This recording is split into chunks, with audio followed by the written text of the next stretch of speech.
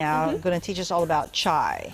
Say chai, but not chai tea. People go, I want a chai tea. That's like saying I want a tea, or a coffee.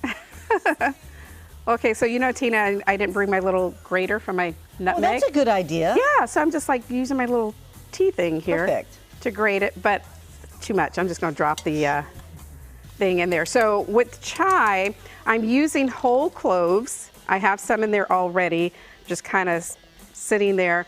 I'm also going to use cardamom, and what you do with the cardamom, you actually break the pods up, and because they have little seeds in them, I'm not going to break them up because I realize I forgot to do something to break them up with, but I'm going to put them in this little seeper here, so that way the seeds don't get in there, and of course you have to add the black tea. Oh, wow, that fell down in there. Oops. Oh, well, this isn't my, it's a big old pot, people. So I'm adding black tea. This is just typical Lipton tea bags. I think I'm going to add like 4 because this is a big pot. Unfortunately, this isn't going to, I'm supposed to come to a boil, so I'll probably have to give you the chai afterward. I'm going to cheat a little bit because I ran out of cinnamon sticks, but you normally put cinnamon sticks in here and let that seep, but I'm using ground cinnamon.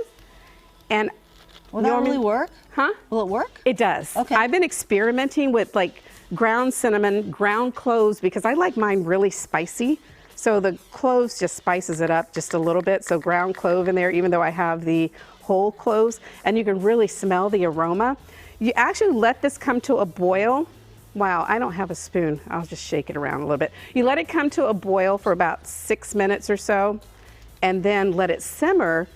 You let it come to a boil and then let it simmer for about 6 minutes, and then you let all those spices just marinate there a little bit, and then you add some sweetener. I've been playing around with the sweeteners. Now, the typical way is to add honey or cane sugar or something like that, but today I'm going to use condensed milk. So I'm just gonna pour the condensed milk in there. Ooh, I know, because I know some of y'all like it really, really sweet.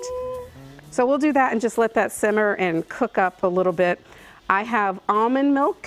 So once that cooks down, I'll add a little bit of almond milk, maybe in each individual cup. So I was hoping to serve this to you. I knew you should probably kept this on. You want me to grab you a spoon?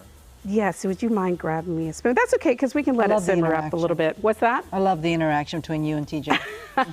I know, but you can't smell it, but you could just see that. And another thing that I was doing is like, okay, what do I need to do? Because I get chai every day, and it gets a little pricey. So I'm like, I have all these ingredients at home, and so I'm like, you know what? Let me experiment on making my own chai. And so I did that. So at the end of the show, maybe, Tina, I'll be able to let you try the chai. Okay. Because it's not quite there yet. I think I'm going to take the my little seeper thing out there and bring it back up and crack open those pods so you can really get that cardamom flavor. Yes. But there you go. I'll let y'all know how it turns out. How often do you do this? Every day. I'll ask you my do all kids, that? I'm That's like, a lot of work. What do you want, chai or peppermint mocha? Okay. And so the last couple of days, it's been the peppermint mocha. They've really been enjoying that. Yeah, a few days ago you were saying, what should I make? Peppermint mocha when we were working the morning together. So I just brought everything in today to make both. I love it. We'll let this get to a nice boil, and then you guys can try it out. All right, sounds good. All right, Thank you, cool. Darla. You're A director of film